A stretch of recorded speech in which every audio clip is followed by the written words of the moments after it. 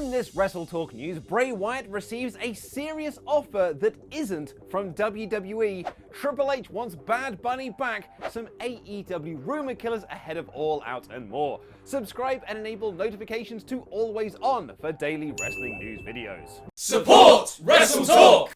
Bray Wyatt was released from WWE in July 2021 and hasn't been seen in the wrestling world since. There were plenty of rumors that various companies were interested in signing the man who, at one point, was the hottest character on the planet, before Hell in a Cell. But Wyatt stayed away.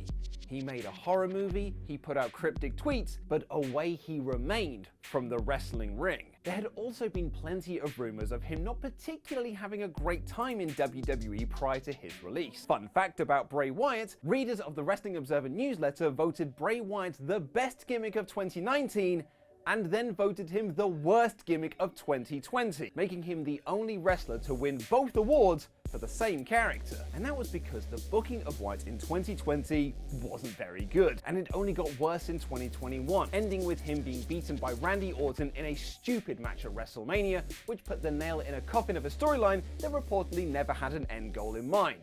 Which, let's be honest, you could tell that by simply just watching the show. In the last month or so, there have been new reports that Wyatt and McMahon did not see eye to eye when it came to creative, which would also explain the reports after he was released that he was difficult to work with, which is WWE speak for didn't like our terrible creative. But that was a different time in a different company. Vince McMahon is no longer leading the charge. Instead, Triple H is manning the ship and has made a much better product off the back of it. It's also seen the returns of wrestlers that Vince saw little in, but Tripp sees much potential, like Dakota Kai, Karrion Kross, Johnny Gargano, and Dexter Lumis. And because of Daddy Tripp's new role, there have been new rumors and reports that Wyatt could go back to WWE. In fact, many fans speculated he might have been at last night's Clash at the Castle, especially as Triple H spoke very highly of him in an interview to promote that show. Fightful Selective reported that those within WWE truly do believe that Bray is heading back to WWE, but there could be a new option for him. It isn't AEW, it isn't Impact, it isn't Control Your Narrative, it's Fred from Scooby-Doo.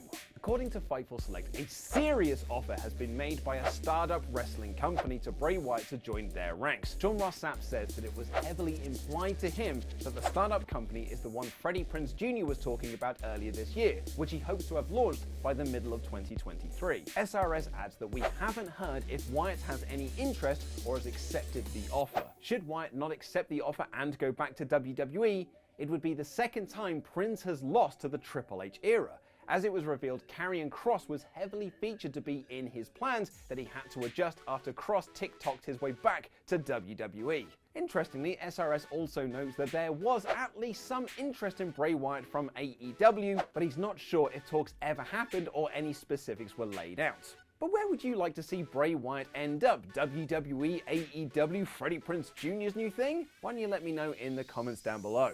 There is one man who is more than likely to be in the ring before Wyatt though. Bad Bunny was a legit surprise to most wrestling fans, myself included, when he was one of the standout performers at WrestleMania 37 when he teamed with Damian Priest to take on John Morrison and The Miz. He was also very good in this year's Royal Rumble, where he got to square off against Brock Lesnar of all people. WWE clearly loved the guy. They promoted his tour on TV and even recently touted his success at the VMAs on an episode of Raw. And according to Triple H himself, we might see Bad Bunny back in a WWE ring. During a press conference for Clash at the Castle, Triple H announced that he has a meeting scheduled with Bad Bunny to see about his availability to come back to the company. Now, I of course know all of this because I've got my finger on the pulse and didn't just Google Bad Bunny tour, but he is currently doing the world's hottest tour across North and South America until the middle of December, which would likely rule him out of an in-ring return until all of that is done. Trips also talked about how much he likes to work with names outside of the wrestling bubble who show the same passion for the sport as contracted talent. Recently, WWE doubled down on this by signing Logan Paul to a multi-year deal, which kicked off with his SummerSlam match against The Miz. Which raises the question of whether Trips, Stephanie McMahon, and Nick Khan would approach Bad Bunny with a similar offer. Just do a handful of Raws and SmackDowns per year with pay-per-view appearances for the big events. Would you like to see it? Let me me know in the comments. One man who has come under fire from fans recently for signing too many names, however, is Tony Khan. No relation. Going by Wikipedia, there are 134 contracted wrestlers to All Elite Wrestling, which is a lot when you consider the company only has 3 hours of TV a week, including Dark or Dark Elevation, and 4 to 5 pay-per-views a year. It's put TK in a position where if talent don't get put on television, it can cause fans to complain. Some cases like Malachi Black reportedly asked for their release over. And the alternative is that he puts all of them into a 15-match card like he has for All Out, which will cause fans to say, "Oh, Tony, that's too many matches, mate." However, someone disagrees with all of this is Chris Jericho, who has been flying the Defend AEW flag these past few days. Speaking with Superstar Crossover Podcast, Jericho said, "It's hard to get everyone on TV with only 3 hours a week, but it is important to have a big roster and to have a lot of variety and a lot of different guys on different levels. You've got vets like myself and CM Punk, then you've kind of got guys in their prime like Bryan Danielson and Kenny Omega. Then you've got the up-and-comers like Daniel Garcia, Sammy Guevara, Darby Allin, and Jungle Boy. It's really like a grade football team where you have different levels of what you need to have a successful team. And that's why our team has been so successful." Yeah, Chris, but 15 matches is too many matches for a pay-per-view card. As mentioned earlier, it was reported by Raj Giri of Wrestling Inc. that Malachi Black was frustrated with his creative direction in AEW and did request his release. Although Sean Ross Sapp countered that report by saying all of the issues between the parties had been resolved. And now Matt Hardy is doing his best to quell some other AEW rumors. One of the biggest talking points around AEW in the last few weeks has been the reports and stories of a locker room that has become divided. It was revealed recently that Eddie Kingston was suspended following a backstage altercation with Sammy Guevara, which caused their planned match for All Out to be scrapped and instead turned into 2 different matches. And of course, there was CM Punk calling out Hangman Page live on Dynamite, which Brian Alvarez said on Wrestling Observer Live split the locker room in terms of whose side they were on. Ricky Starks addressed this on the Battleground podcast recently, saying he hate all the drama as it overshadows what they're doing on TV. And Tony Khan on the media call ahead of All Out noted that the real life tension between Kingston and Sammy may never get resolved in an actual match because they might not be able to work with each other.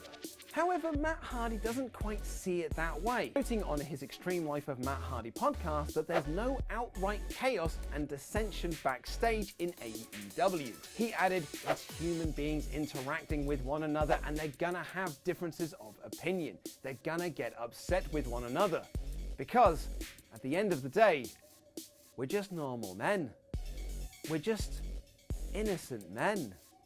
But there was no chaos or dissension at our watch party for WWE's Clash at the Castle last night at the Joiner on Worship in Shoreditch. A huge thank you to everyone who joined us last night for the event, which legit was one of the most fun nights of wrestling I've ever experienced.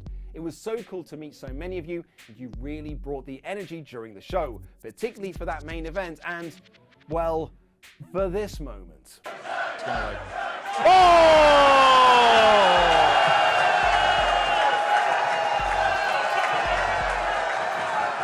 Yeah, that is 200 people chanting yes because a son hit his dad in the dick. I love you guys.